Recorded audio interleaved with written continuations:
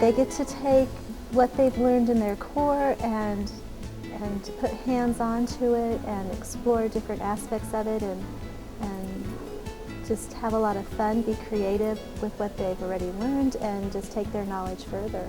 Horticulture, a lot of people think it's just going out planting trees, digging holes. It's a lot more than that. We do a lot of math, we do a lot of science. I just was at a graduation of a former student of mine from CSU who graduated in landscape design from CSU. She is now headed to the Virgin Islands as a landscape designer. So we do a lot of science, entomology, plant pathology. We do a unit in genetics. So we do cover a wide array of subject matter. It's not just working in the greenhouse or working in the garden. There's a lot more to it than that. I wish that I would have been in Ag 1 my freshman year. I was in the IB program, and I didn't know that we had an Ag program until then. Finally, I heard about it. I was like, oh, that sounds fun. And then I did it the first year, and I was hooked. I mean, people think, oh, Ag, you're going to learn about crops. You're going to go study dirt. You don't. I mean, true, every now and then we'll maybe in Ag 1 we spent a week on learning about dirt and how to grow, but then the rest of the time you can take different pathways. Like if you're interested about the dirt qualities and all that, then you can take like Ag science, or if you're like me and you're more hands-on, then you can go into the Ag mechanics or the Ag 3, Ag 4, and then you're never learning about dirt. You're sitting there, you're in the shop welding, and so it's not what everyone thinks it is.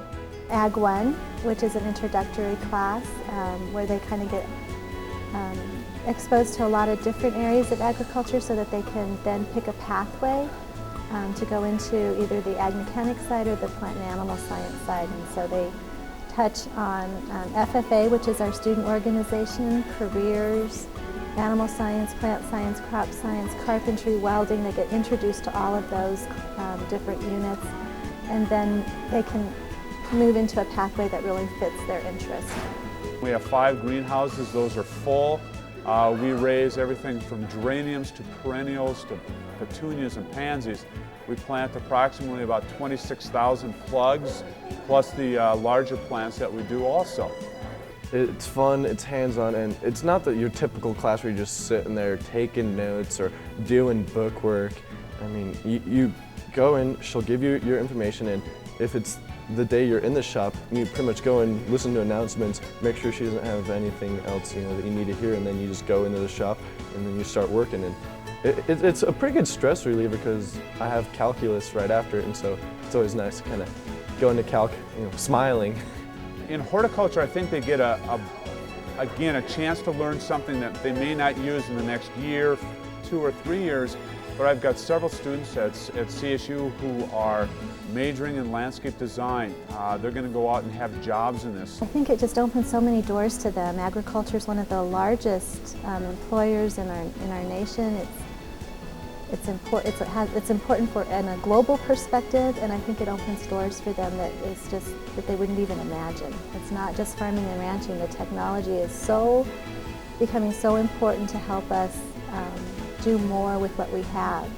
Every other year we take a summer education trip. Everyone is able to apply to this if they so choose. We pay for the trip, basically their hotels, their airfare, the venues that we attend, and we've gone to Seattle and Victoria twice. We've gone to Hawaii once, and we're going to Hawaii again this summer. And it's a great opportunity for students to see part of the world that they normally would not have seen. They also can compete in state and national contests. We pay for those. 2 years ago we had 3 individuals that finished 6th in the nation. It's a great opportunity for students. Come visit us and see what it's all about.